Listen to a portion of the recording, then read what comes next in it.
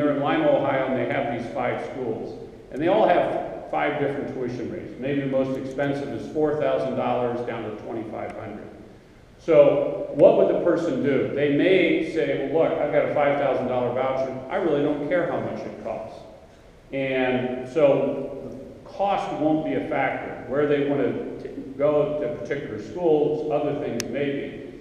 But if the person somehow can have some incentive to shop, they're going to help keep the cost of private school tuition down within this voucher market. So what we would say is, if you're able to say, well, look, I'm going to pick the $3,000 option because what happens with this $2,000 is it goes into an educational savings account for that particular student. And by the way, they don't get cash in a local account that they can take out. This is maintained by the state. And that $2,000 ultimately can be used by that student and the student's family for educational needs somewhere in the state of Ohio, including up to college. You can't use it to go to the University of Michigan, but you can go to Ohio State or University of Dayton, community colleges, JVS, and we have other things listed in the bill that would have to be administered by the Department of Education. You know, for example, if you need to buy books or there were special tutoring, things like that. Ultimately then, and probably most likely, there's an opportunity to save money in the K through 8, because when you get to high school, the high school amount, the $7,500, there are some places like Lima Central Catholic where it's actually less expensive than $7,500. But in Columbus, Ohio, the tuition is $10,000 or $15,000. So this money that you may be able to save, the $2,000 over a period of time, you can use for high school to continue to go to that private school. So you get to high school, you say, hey, over the course of 7 or 8 years in elementary school, I saved up $15,000. I've got a $7,500 voucher in high school, and they say, well, it's $15,000 to go here. Well, I have some money to help me pay to go to high school. So that's really, this is a very simple recognition of the economic incentive that we want to give people, so they're not simply saying, I've got a voucher, I guess I can do whatever I want with it. And we also know that the sellers of educational services, the private schools, also have to be cognizant of the fact you can't simply raise their costs and lower their costs. So there are a lot of collateral benefits, frankly, from these programs that are not the purpose of not really the purpose of the program. For example, in Lima, Ohio, Seagram School is doing a lot better than it used to, and maybe nobody particularly cares about that, except that it's really become kind of the public school for an inner city neighborhood where a lot of people have abandoned over the years. And this story is getting repeated around the state. You go to Corryville Catholic and in Clifton, lots of other places where it's beginning to bring back some neighborhoods because folks view that school as the center of their neighborhood and center of their community. Again, the purpose of this isn't to save neighborhoods or save cities, but it's helping doing that also. So that's, I think I did that in 20 minutes, which is a record for me. So, questions?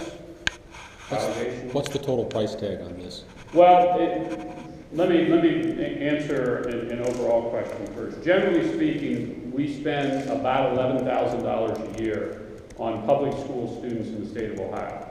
Now, that's, in one sense, a wildly mischaracterization, because in some places like Columbus Grove, Ohio, we spend $6,000, and in Beechwood, Ohio, it's $19,000 or $20,000. So overall, that's about the cost of that. And of course, we know what the specific costs of these, depending on the vouchers, may go up and down, but the maximums are $500 and $7,500. So the 50,000-foot view is this program, the more it's implemented, the more it will save taxpayers money. And how this ultimately gets implemented is also going to be a question, or part of the answer to your question, which I don't know. The other thing I don't know the answer to is how many people are going to use this, okay?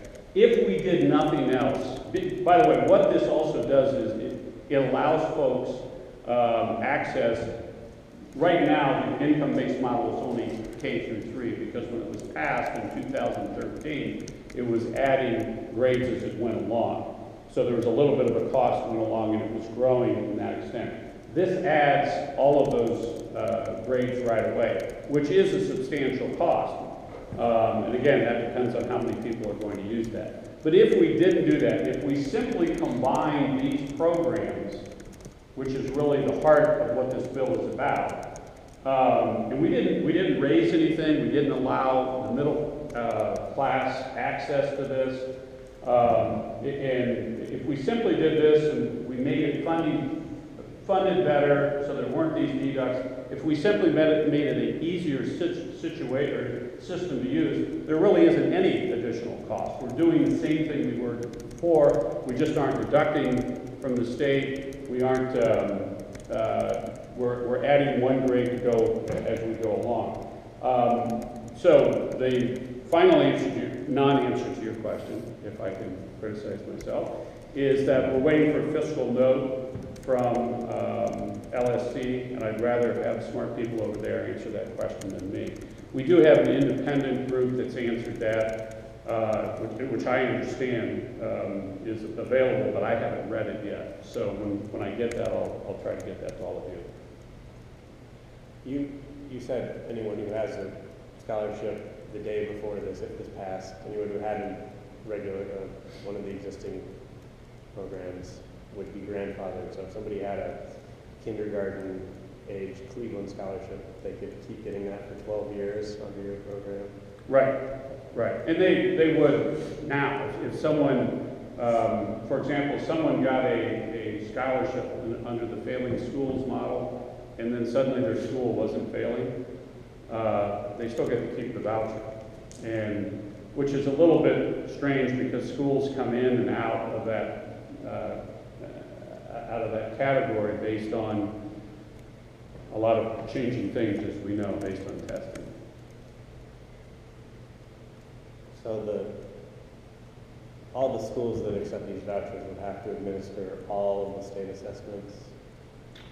The 4 voucher students, that is correct. In other words, and they currently do. I should also say that part of this adds an additional layer of accountability for voucher students because we're going to calculate and publish, the state will have to, the value added portion of the voucher students' test. In other words, mom and dad bring their kid from a charter school, homeschool, whatever it is, public school, they get a voucher, they come over, and they say, well, they're really doing better. They take the test, mom and dad will be able to find out by the value-added report. They'll be able to look and see what that is. So, but yeah, the test that all of these voucher students, they'll continue to have to take it, but there'll be the additional information I just described. This would end the